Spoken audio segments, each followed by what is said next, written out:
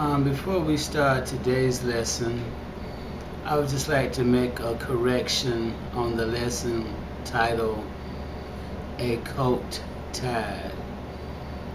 I said that I was reading from Luke chapter 20, verses 30 through 36, when in actuality we were reading from Luke chapter 19, verses 30 through 37. Okay, sorry about that. Now, let's continue today's lesson. God is saying to me that as Christians, we have been inducted into the army of the living God. And he says that sometimes as Christians, we are unaware of that fact. God says he has started a battle between good and evil, between Jesus and the devil, between Christians and those that do not believe in the God of Jesus Christ. This battle was started in the garden after the fall of man, when God says, I will put enmity between the woman and the devil. He says, I will put enmity between her seed and his seed.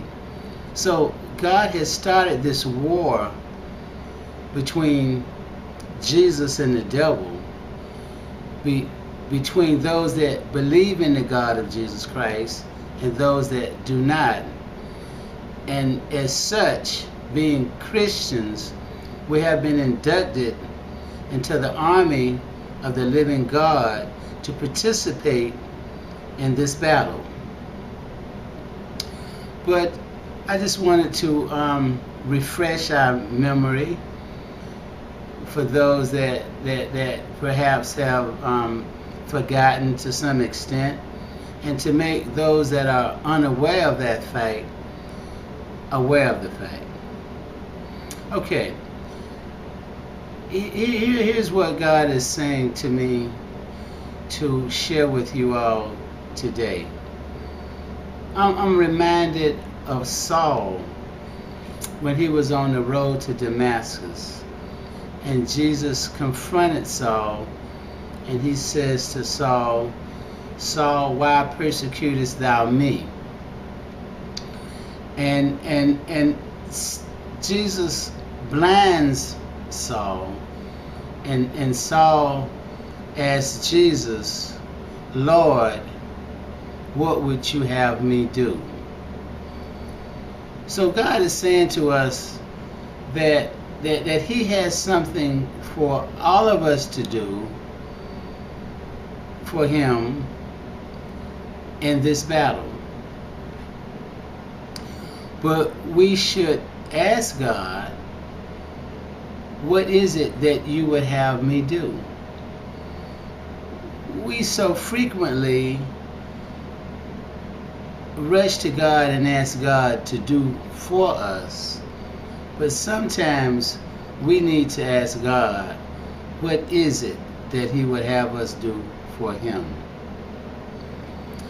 So as the story goes, God told Saul to go see the prophet Ananias, and he would receive his sight. And God sent an angel and informed Ananias that Saul would be coming to him for healing, and to lay hands on him and pray for him so that he could be healed. But God is saying to me that as Jesus met Saul, which later became known as Paul, which a lot of people say God wrote most of the New Testament through Paul, that as he met Saul on the road to Damascus, and he blinded him, and he told him what he must do to receive his healing, he's saying to me, he has met America on the road to Damascus, so to speak.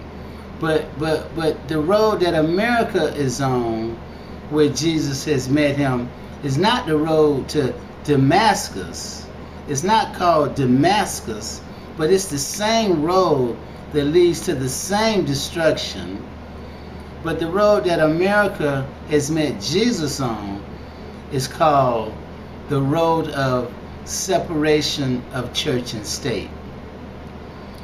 It seems like a very simple statement, but it has profound consequences.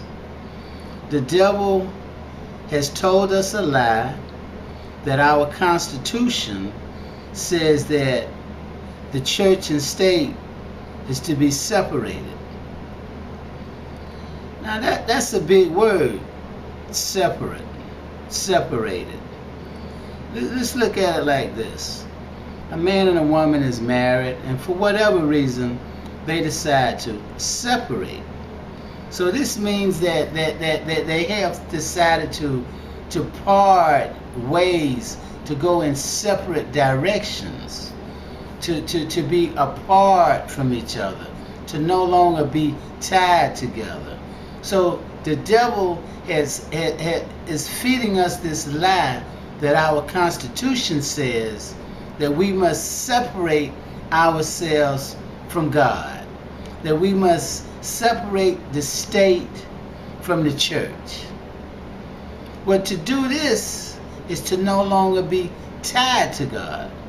Now, as Christians, we know that it is fatal for us to be separated from God. We know that we can only survive if we are joined with God on Jesus Christ's name. But the devil is spreading this lie, which he is known to be a liar. He is the father of all lies. And this is what he does. He tries to make us separate ourselves from God. And as Christians, we know this is not the thing to do. So God says that as he has met America on the road of separation of church and state, he has blinded America. He has blinded our country. He has blinded our leaders. And it's like the blind is leading the blind. We sit back as citizens of this country and we say, just what is it that our leaders are doing?